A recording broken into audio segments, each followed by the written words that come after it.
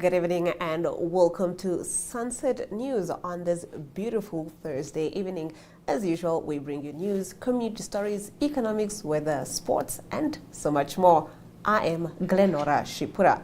Starting us off in the news tonight, a prolonged outage of Namibia's e-justice system is disrupting legal services across the country, delaying the administration of deceased estates, property transfers and other court-related processes, while practitioners complain of a lack of communication and contingency measures. Fiduciary expert Marike Jacobs said legal professionals first began experiencing problems with the system towards the end of April or early May, with the situation persisting despite assurances that technical teams were working to resolve the issue.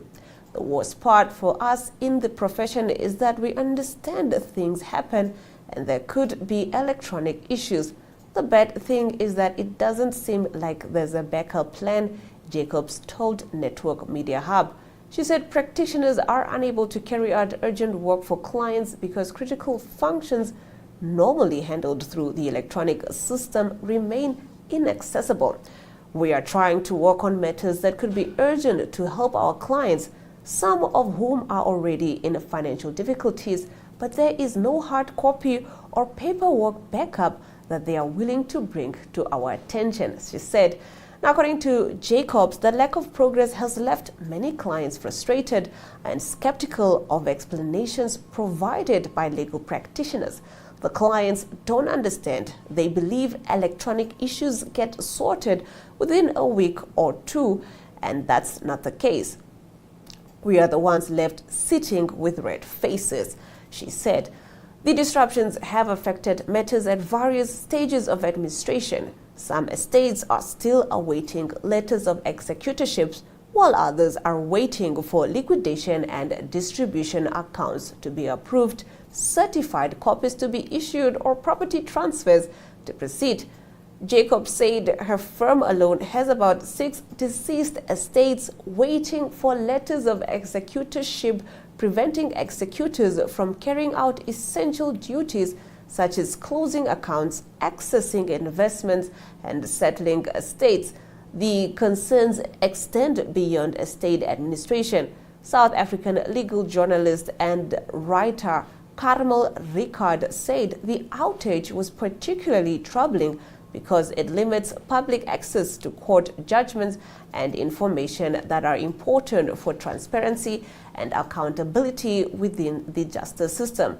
Ricard noted that Namibia's judiciary has earned a strong reputation for upholding constitutional principles and the rule of law, making access to judgments particularly important for legal practitioners, journalists, and members of the public. The ongoing technical problems come at a time when the judiciary is already grappling with capacity challenges. Questions sent to the Ministry of Justice and Labor Relations remained unanswered at the time of filing this report.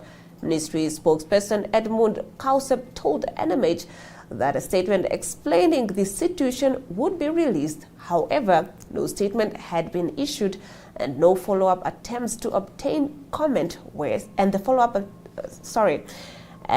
follow-up attempts to obtain comments were unsuccessful. We now move over to our next story.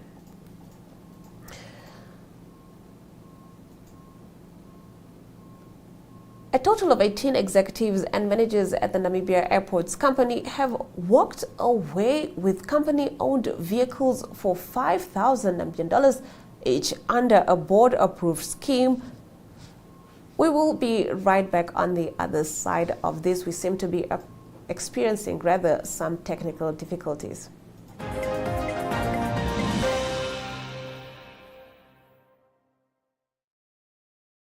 Namibia is a land of movement, with waves that never stop reaching forward. Here, adventure is not something we search for. It is something we are born into. In every corner of this country, creativity rises, from artists, from athletes, from dreamers. And when the world comes to explore Namibia, they discover something extraordinary. Because when sport moves people, creativity moves ideas, and tourism moves the world toward us. Something powerful happens. A platform where movement meets imagination, where industries connect, where opportunity grows, where Namibia's next chapter begins. Welcome to the Creative Sport Tourism Expo. Exhibit, partner, experience. Creative Sport Tourism.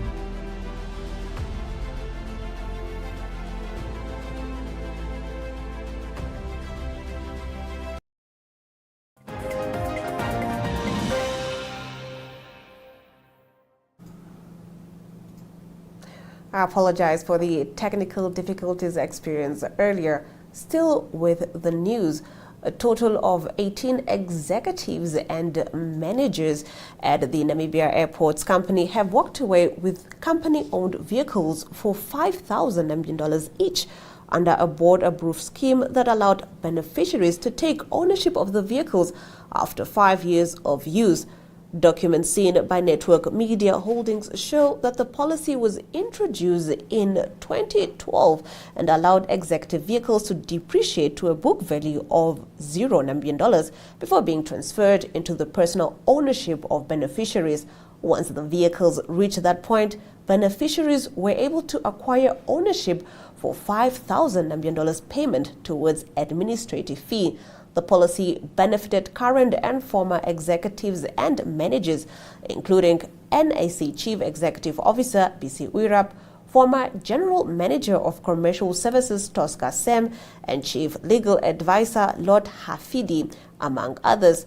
Documents show that the vehicles allocated under the scheme included Toyota Land Cruiser 200S, Land Cruiser Prados, Land Cruiser V8 models, Volkswagen Amarok V6, a Range Rover Evoque, a Jeep Grand Cherokee, a Ford Everest, a Toyota Hilux, and a Mercedes-Benz GLC. The cars came with 400 liters of fuel for each executive per month. NAC Chief Executive Officer BC Uirap confirmed the move, saying the $5,000 Namibian was agreed upon with the executives when the company abolished the scheme in 2021. Now, according to Uirap, employees who participated in the scheme had contractual rights to vehicle benefits and were entitled to replacement vehicles every 4 years. He added that the original policy allowed employees to purchase their allocated vehicles at 20% of the original purchase value or return them to the company.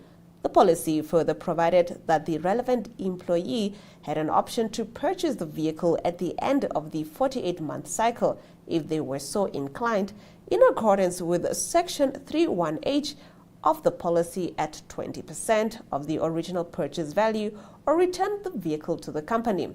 Uirap said, according to him, NAC abolished the vehicle scheme and allowances policy in March 2021 as part of a broader move towards a total cost to company remuneration structure. Abolition of this policy implied changing the employment conditions between the company and the affected employees. He said, the executive vehicle scheme is among the matters investigated by the Ministry of Works and Transport in April this year, following allegations of governance irregularities at NAC.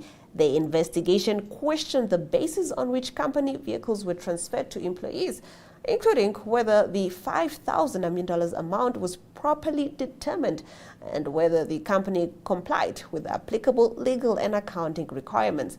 Investigators alleged that NAC made the decision without an accounting policy in place.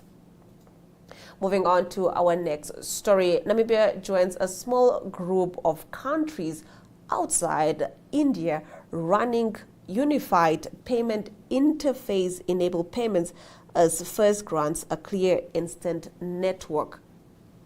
The Instant Payment Network has processed its first live government grant payments, with Bank Windhoek and Letshego Namibia becoming the first certified institutions to go live on the platform.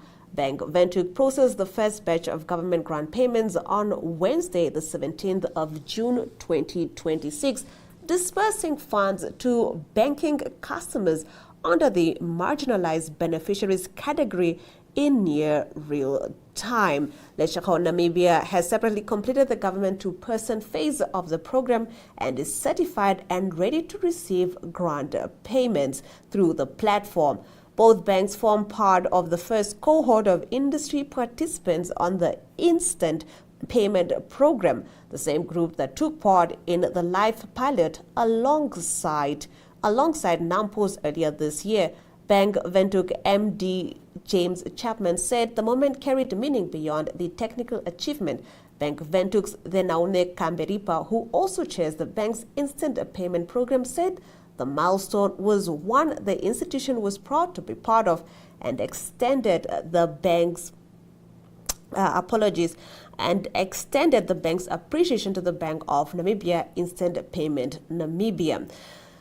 Bank Namibia Chief Executive Esther Kali said the achievement reflected a deliberate strategic choice, not just a regulatory obligation. We have positioned this initiative not only as a compliance requirement but as a national priority. It represents real opportunities to unlock lasting value for the nation, Kali said. Instant Payment Namibia COO Masori Ikua said Lesotho's progress was an encouraging sign for the broader rollout. The G2P Go Live is the first in a phased rollout. Bank Windhoek will expand its G2P capabilities.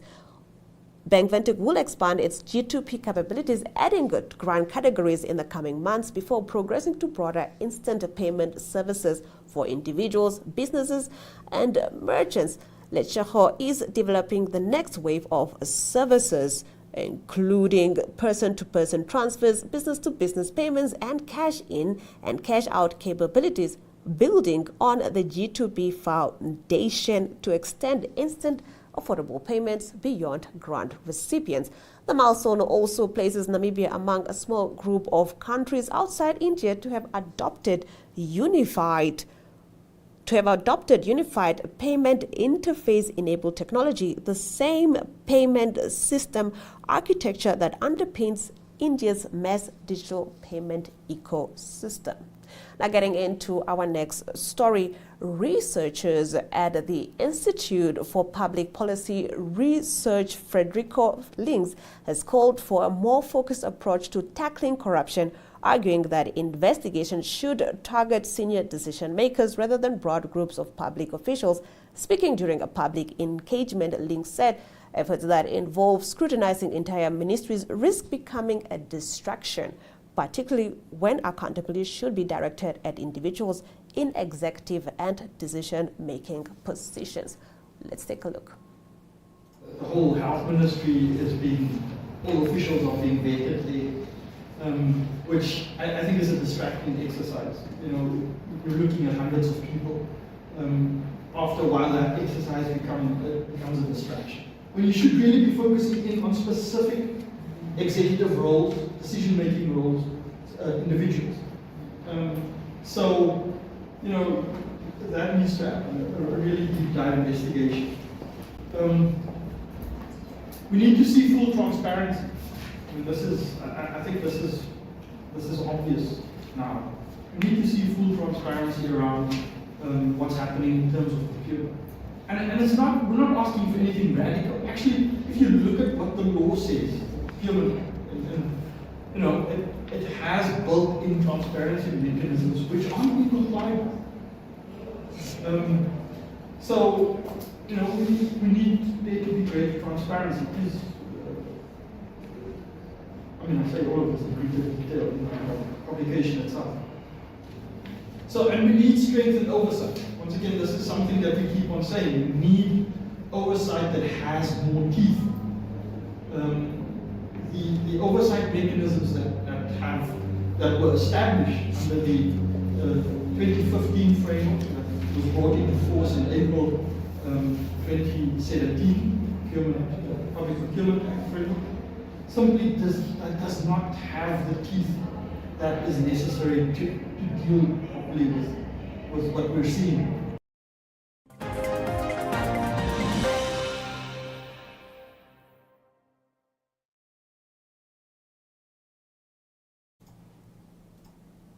Getting straight into our story of the day, Namibia Breweries, Namibia Road Safety Forum, and the Namibian Police have launched a joint initiative, the Driving Under the Influence Assessment and Enforcement Program, this morning in Windhoek. The program aims to build a reliable, data-driven picture of alcohol's impact on driver behavior and road safety in Namibia.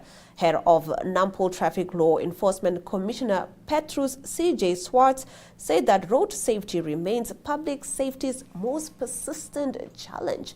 Let's have a look. Program. Road safety remains one of the most persistent public safety challenges facing our country. Every fatal crash not only represents a statistical loss, but the loss of a parent, a child, a colleague, a friend, or a productive member of the society. As law enforcement officers, we witness firsthand and devastating consequences of reckless and impaired driving on our roads. Today, we are not merely launching yet another road safety initiative.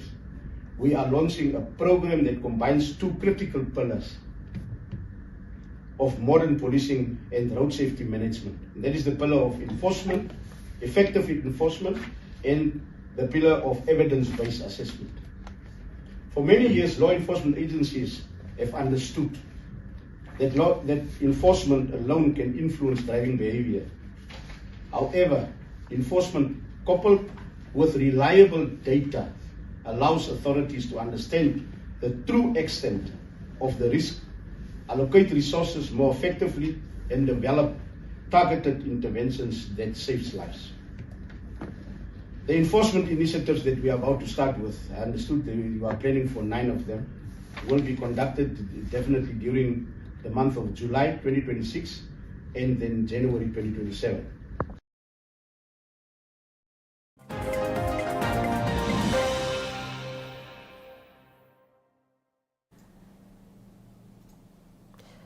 In economic news, Professor Irianelago Indongo, the Executive Director of the Southern African Science Service Center for Climate Change and Adaptive Land Management, opened the Dry Hay Research Project workshop at the Mercure Hotel in Windhoek, saying that the hydrogen project is well suited to the arid conditions in Namibia. In partnership with the German Federal Ministry of Research, Technology and Science, SASCAL has been running the technology development project for the past 2.5 years and aims to establish pilot sites in Namibia during the project's next stage. To this important initiative. The Dry Hay project represents a timely opportunity to advance innovation and sustainable development while contributing to one of Namibia's key national priorities, creating opportunities for young people through skills development, through knowledge exchange, and also collaboration. Partnership is at the core of this project. By bringing together expertise from Germany and Namibia, we are creating a strong platform to develop practical solutions that respond to local challenges, while of course drawing on international best practices.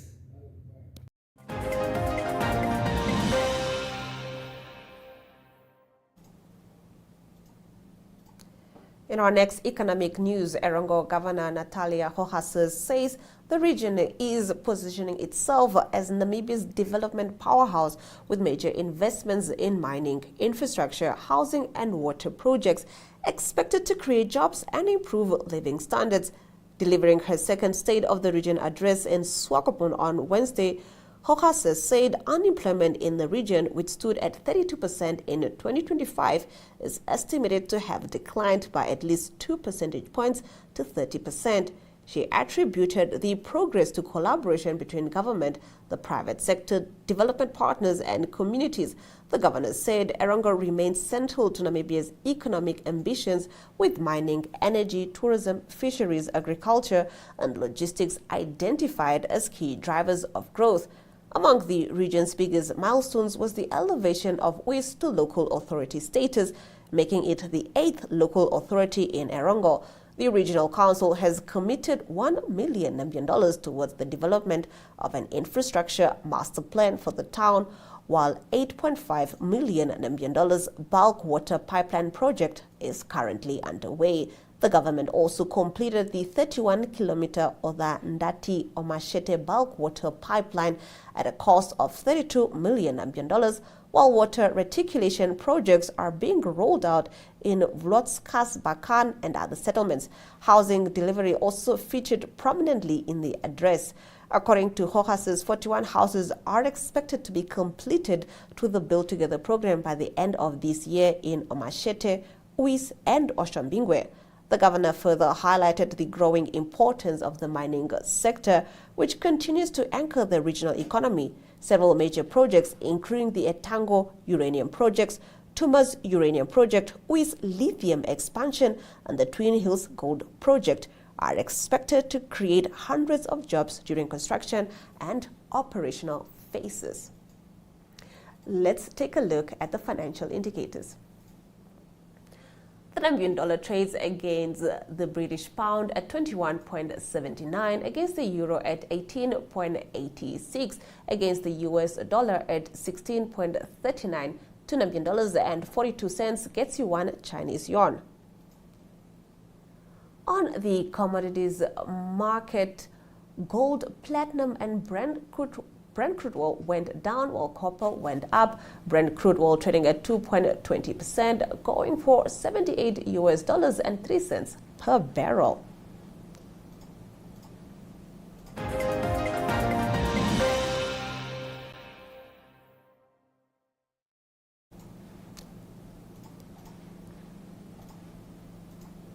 In international news, in Zimbabwe, a court ruling dismissing a legal challenge by war veterans against proposed constitutional amendments has sparked divided reactions. On Wednesday, the country's constitutional court cleared the way for reforms that could extend presidential terms from 5 to 7 years, potentially allowing President Emmerson Mnangagwa to remain in office until 2030. Outside the court in Harare, government supporters welcomed the judgment. Sylvester Hashiti, a lawyer representing Mnangagwa, said applicants had failed to establish any misconduct on the part of the president and had no legal basis for their case. But opposition lawyers and war veterans involved in the case said they were not giving up.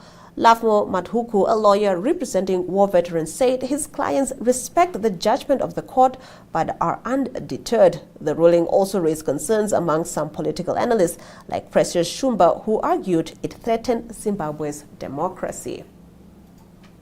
Now that concludes our international news and also the news in general. And also the news in general. Thank you for tuning in and catching up on the latest news with Sunset News. From me, Glenn Rashipura. Until next time.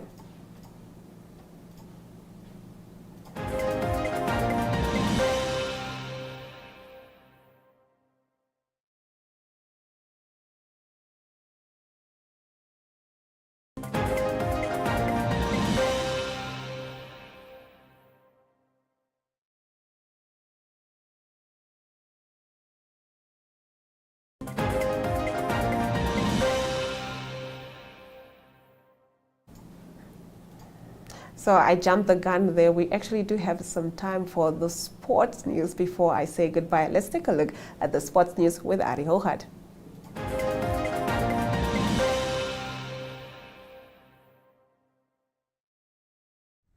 Good everyone, time for international sports news, and starting off with the FIFA Soccer World Cup taking place at the moment in America, in the USA, and then also in Canada and also in Mexico.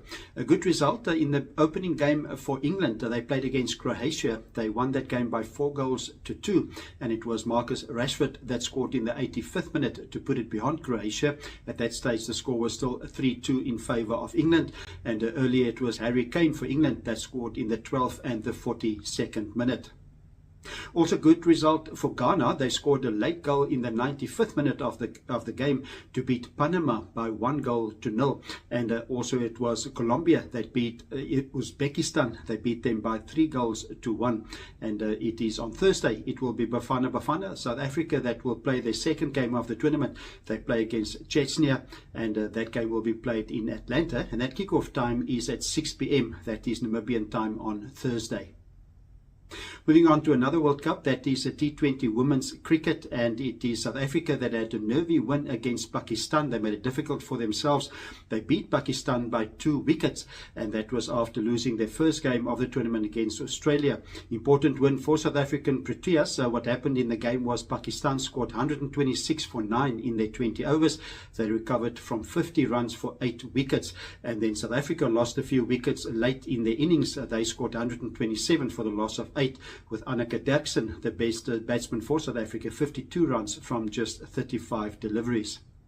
Closing off today's international sports news, it is golf news. It is the US Open for men that's starting. That is in New York. It is at the Shinnecock Hills golf course at Long Island in New York. A tough golf course. It is fast greens, dry greens, and also high rough and difficult rough conditions for the players.